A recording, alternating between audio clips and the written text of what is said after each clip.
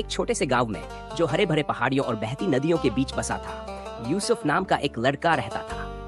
वह बड़ी उत्सुकता से रमजान के पवित्र महीने में अपना पहला पूरा रोजा रखने का इंतजार कर रहा था। जैसे ही रमजान की शुरुआत का संकेत देने वाला चांद दिखाई दिया, यूसुफ अपने परिवार के साथ सुहूर, भोर से पहले का भोजन के लिए बैठ गया। उसने भरपेट खाया और अपने परिवार की गर्मजोशी और इस पवित्र महीने की बरकतों का आनंद लिया। सवेरा होते ही यूसुफ अपने पिता के साथ गांव की मस्जिद में फजर की नमाज अदा करने गया। उसका दिल संकल्प और उत्साह से भर गया, क्योंकि उसने अपने पहले रोजे की शुरुआत की थी। सुबह के समय यूसुफ ने खुद को कुरान की तिलावत और नेक कार्यों में व्यस्त रखा। उसकी माँ मुस्कुराते हुए उसे याद दिलाती कि रमजान केवल खाने पीने से दूर रहने का नाम नहीं है, बल्कि अपने दिल को पाक करने का भी एक जरिया है। जैसे जैसे सूरज चढ़ता गया, भूख और प्यास की हल्की टीसें उसे महसूस होने लगी।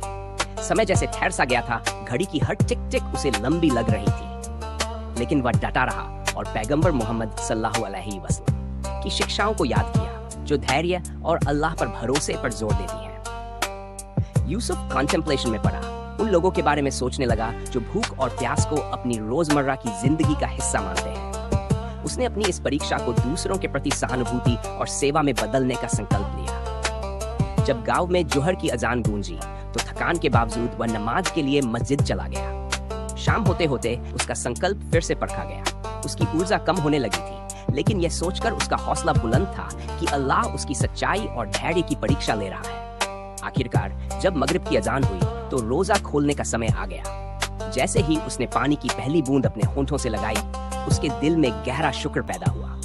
ये रोजा केवल खाने पीने से दूर रहने का नहीं था, बल्कि समर्पण और आत्मचिंतन का एक सबक था। उस रात यूसुफ ने अल्लाह का शुक्र अदा किया कि उसे धैर्य बनाए रखने की ताकत मिली, और पहली बार उसने सब्र और इस्तेकामत, स्थिरता के असली मायने समझे। ये एक विनम्र पाठ था, जिसे रोजा रखने की प्रक्रिया और रमजान की सच्ची भावना ने उसे सिखाया।